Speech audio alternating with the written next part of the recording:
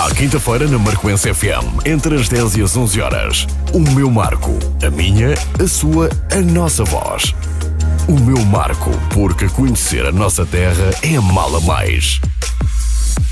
Bem-vindos ao meu Marco. Este sábado vamos falar de uma parte muito importante de todos nós, que é a nossa construção na questão da alimentação. Ora, o Dia Mundial da Alimentação será comemorado em mais de 150 países no próximo sábado. Nós hoje anteciparmos um bocadinho para falarmos do Dia Mundial da Alimentação. Alguns pormenores importantes sobre este tema, como alertar para as necessidades da produção alimentar e reforçar a necessidade das parcerias a vários níveis. Também alertar para a problemática da fome, pobreza e desnutrição no mundo, reforçar a cooperação económica técnica em países em desenvolvimento, encorajar a participação da população rural na tomada de decisões que influenciem as suas condições de vida. Estima-se que o número de habitantes do planeta vai ultrapassar os 9 bilhões de pessoas em 2050 e que a produção mundial de alimentos vai ter de aumentar quase em 60% para se conseguir dar resposta às necessidades alimentares da população mundial. Também costumamos ouvir com muita frequência que o prato que ingerimos deve ser o mais colorido possível para uma melhor saúde e um bem-estar da população. Ora, hoje as nossas convidadas para falar sobre este Dia Mundial da Alimentação, este ponto tão importante para a nossa construção, temos em estúdio a doutora Bárbara Rodrigues e também a doutora Diana Pereira, nutricionista, que nos irá trazer aqui conselhos sempre muito importantes para nós e para os nossos. Começava por saudar, muito bom dia, sejam bem-vindas, obrigado também mais uma vez pela disponibilidade, e começava por perguntar à doutora Bárbara, o Dia Mundial da Alimentação, implementado pela Organização e para a Alimentação e Agricultura, este é um apelo à erradicação da fome, considera do ponto de vista social pertinente a comemoração deste dia também, doutora?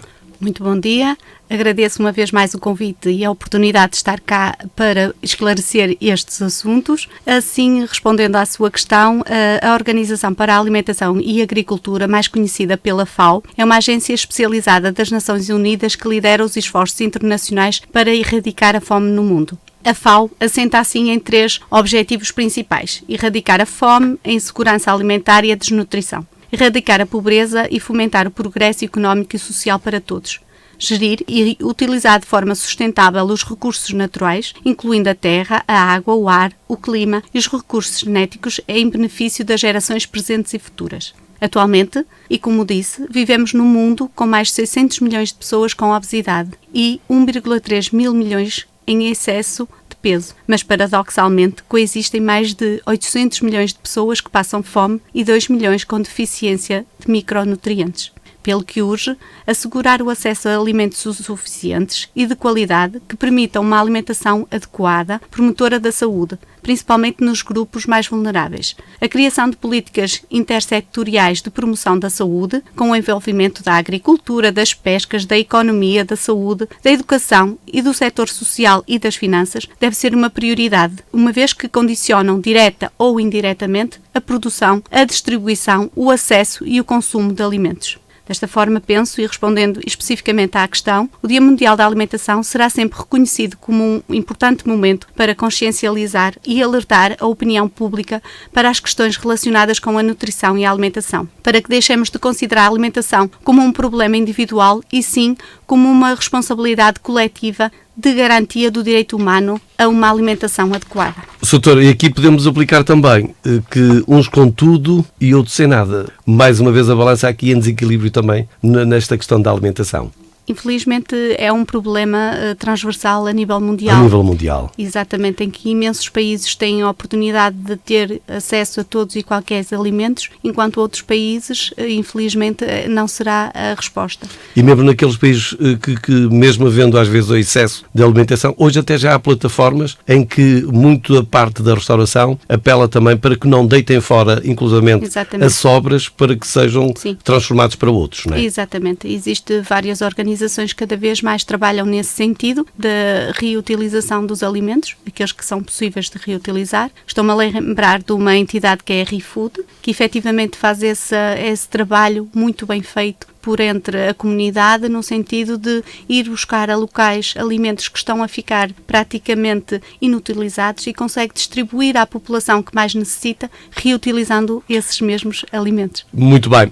A doutora Diana Pereira gostava também de entrar nesta conversa e seja bem-vinda. Obrigada pelo convite mais uma vez. Só aqui para acrescentar aquilo que a doutora Bárbara estava a dizer e muito bem, muito recentemente saiu uma legislação que agora sim já prevê que haja um escoamento daquilo que são as sobras, por exemplo, ao nível da produção dos supermercados e dos hipermercados e que haja um direcionamento destes produtos. Se até então não estávamos abrangidos por isto e muitas vezes as pessoas até queriam fazer, mas como não havia nenhuma legislação que protegesse e que permitisse isso, não era feito esse escoamento. Finalmente tivemos essa legislação e pronto, a partir de agora esperamos que haja um menor desperdício alimentar e que isso também vá beneficiar muitas vezes outras pessoas que não têm o acesso ou como aceder a alguns alimentos.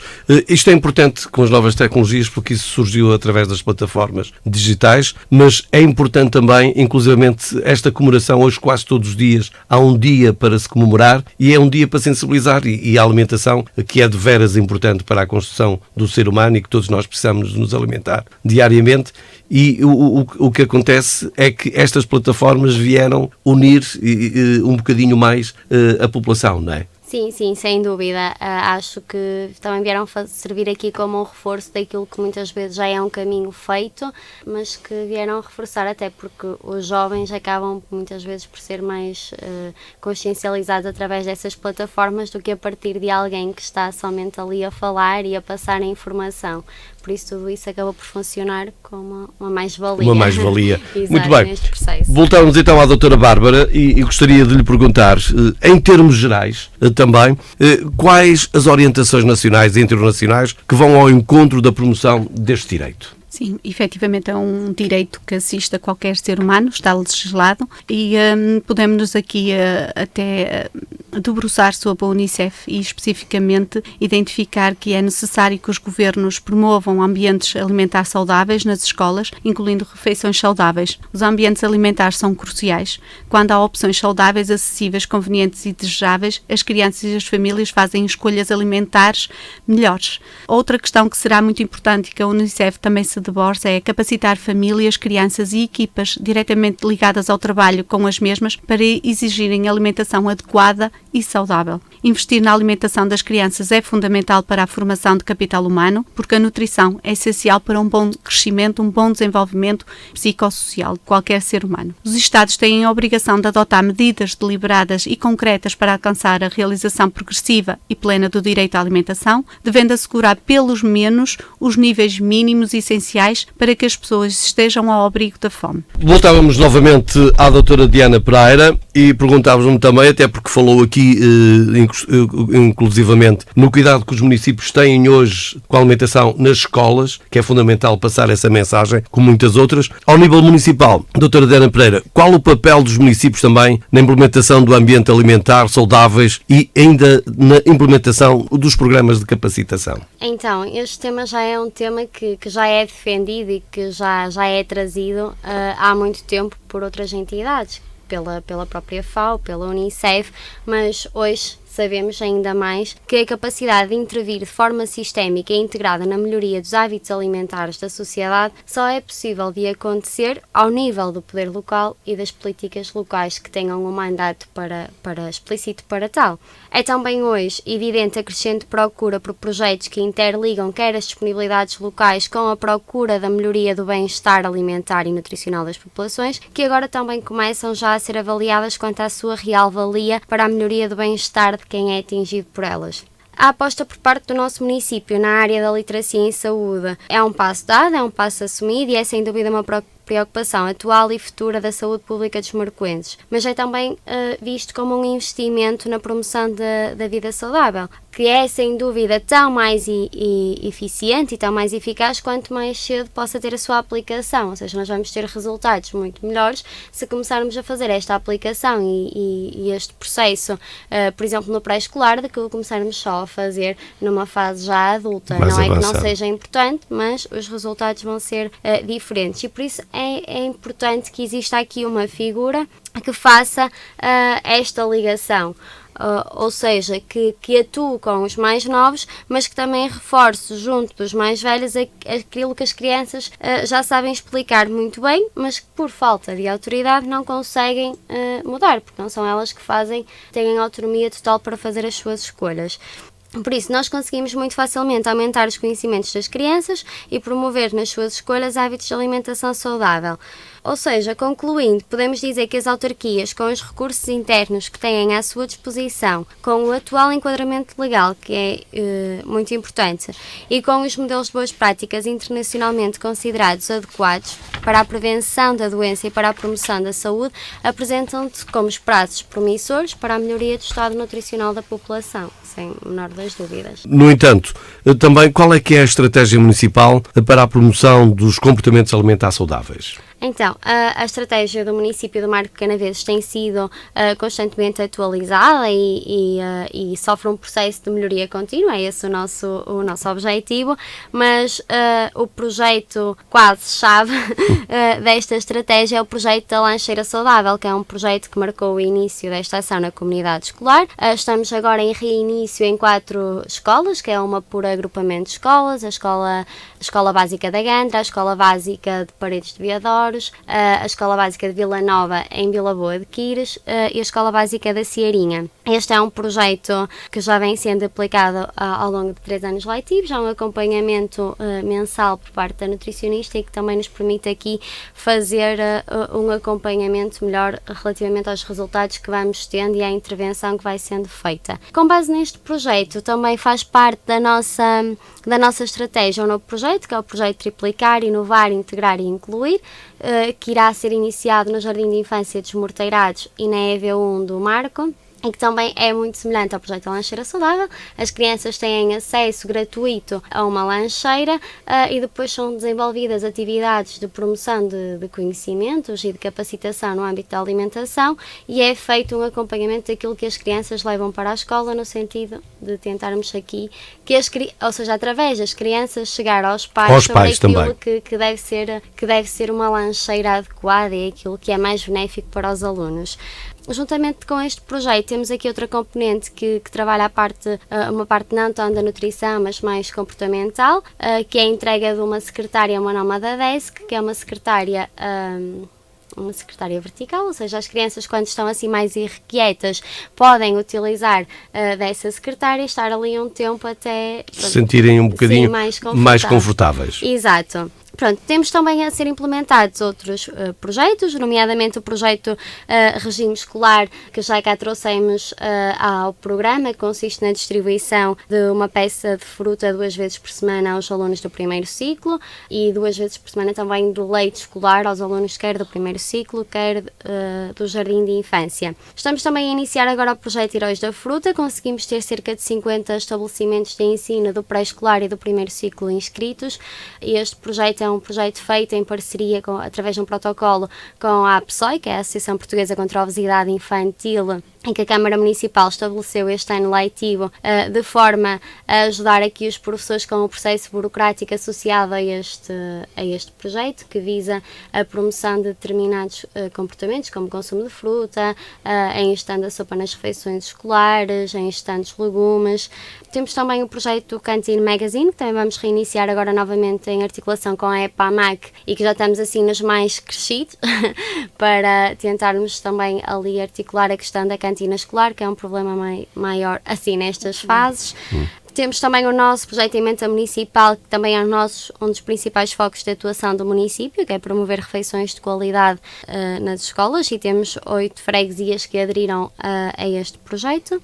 A par da emenda municipal também é realizada, e também realizamos todos os anos a formação aos colaboradores afetos aos serviços de confecção e distribuição das refeições escolares.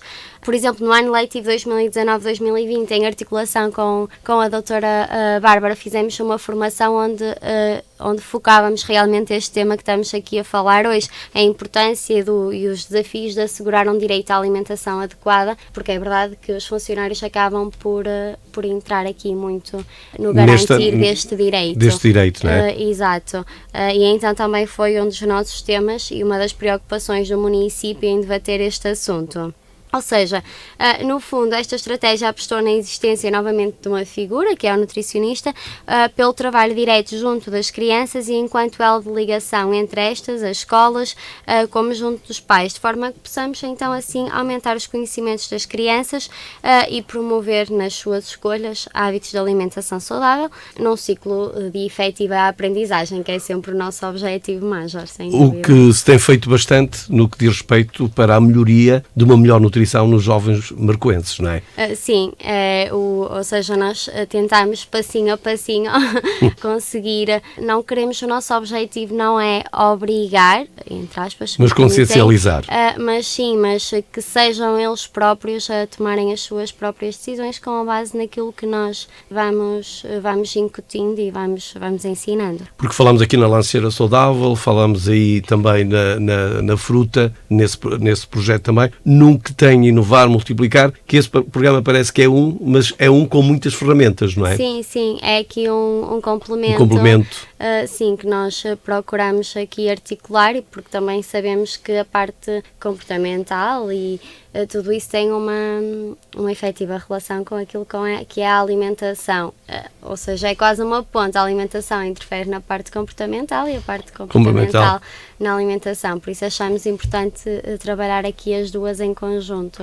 Doutora, também, qual é o feedback dos professores, dos agentes educativos sobre o programa, ou dos programas, melhor dizendo, já implementados no município? Então, nestes últimos 3-4 anos letivos que tivemos vários projetos implementados, foi possível avaliar já alguns deles e ao nível dos resultados, por exemplo, o projeto da Lancheira Saudável é um projeto em que os professores nos pedem sempre para manter o projeto e para continuar, por isso é que até decidimos alargar isto, porque percebemos que realmente é um projeto bem aceite e que os professores notaram, e nós também através da nossa avaliação verificamos que realmente houve melhoria ao nível dos lanches que eram levados para a escola e por isso registamos um retorno positivo e uma partilha da continuidade dos projetos, enaltecendo de certa forma a reflexão e o trabalho que temos feito sobre esta temática.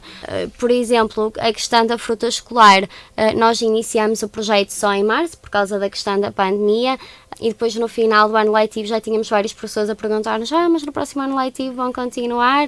Podíamos até alargar para 3 vezes. Por isso há sempre este feedback muito positivo por parte dos professores na continuidade do projeto. E mesmo em questão ao projeto dos Heróis da Fruta, é um projeto novo, é um protocolo, apesar de não ser novo a nível nacional, já existe há muitos anos, é um projeto com um protocolo que foi criado só agora, e termos logo 50 escolas a aderir de 77 que temos, foi muito bom, é um número muito positivo. Sim, acho que revela muito daquilo que também é a satisfação dos professores relativamente à estratégia que tem vindo a ser criada. Porque um aluno bem nutrido, naturalmente, depois estará mais bem preparado também para assimilar o conhecimento. Sem dúvida que sim, não é? A nível da concentração e está muito mais concentrado. Se nós tivermos um aluno que logo de manhã faz ali, como eu costumo dizer, um shot de açúcar, não vamos ter-o concentrado durante muito tempo porque se torna impossível.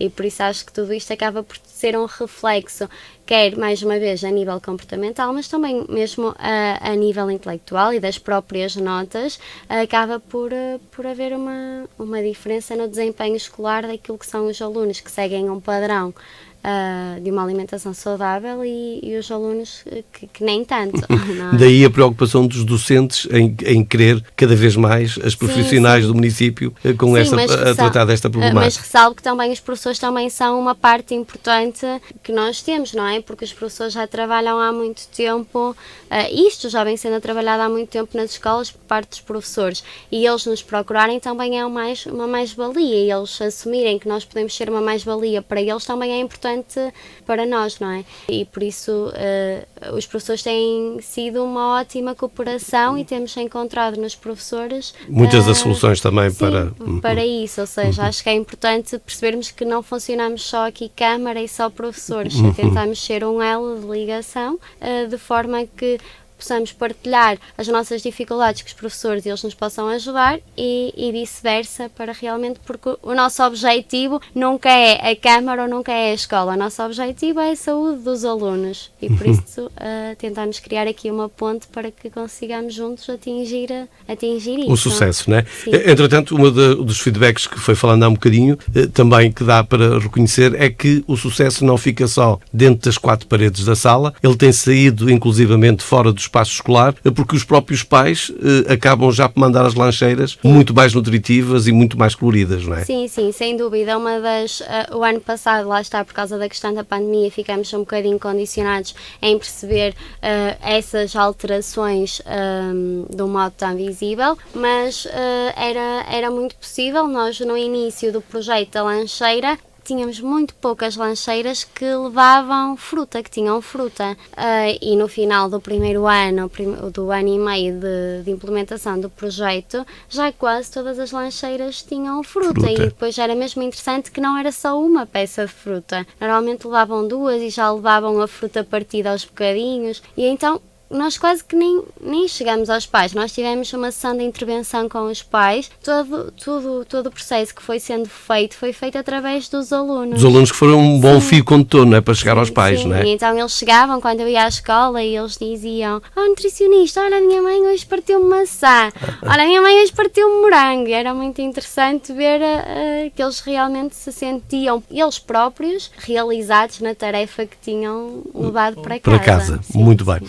Doutora, também, para finalizar, e ainda com o mote do Dia Mundial da Alimentação, eu questiono como decidimos o que comemos, porque não fazemos as nossas melhores opções.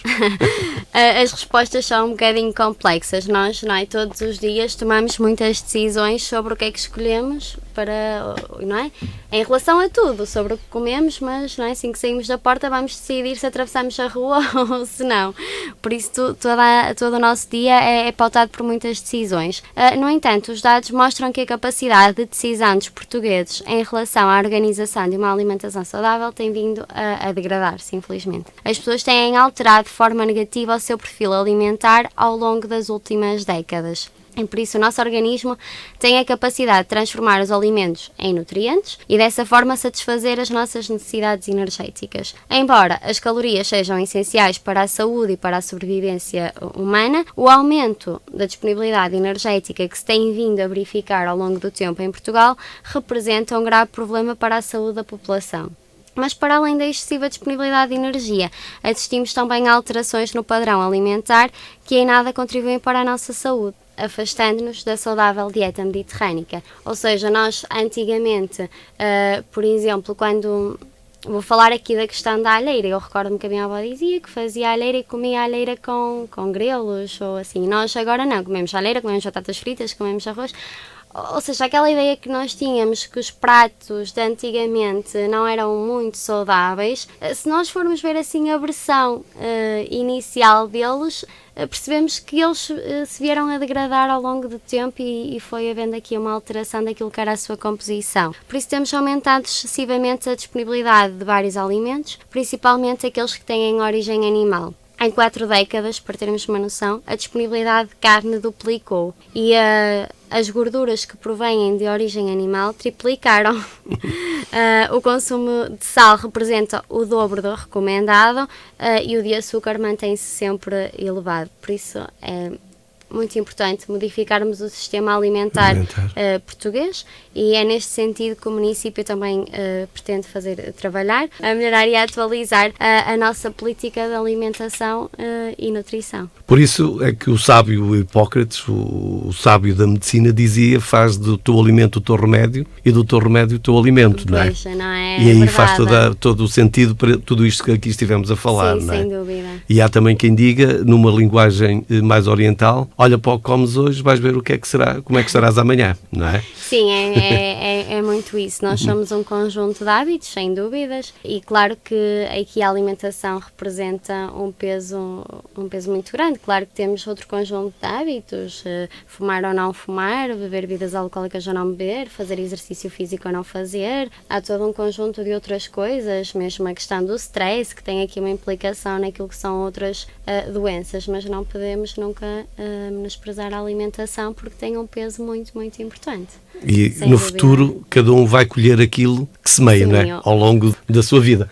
Doutora Bárbara, para terminar, o que é que lhe apraz dizer para os nossos ouvintes também, de uma forma geral, para os professores, para os alunos, para quem está connosco, sobre este Dia Mundial da Alimentação?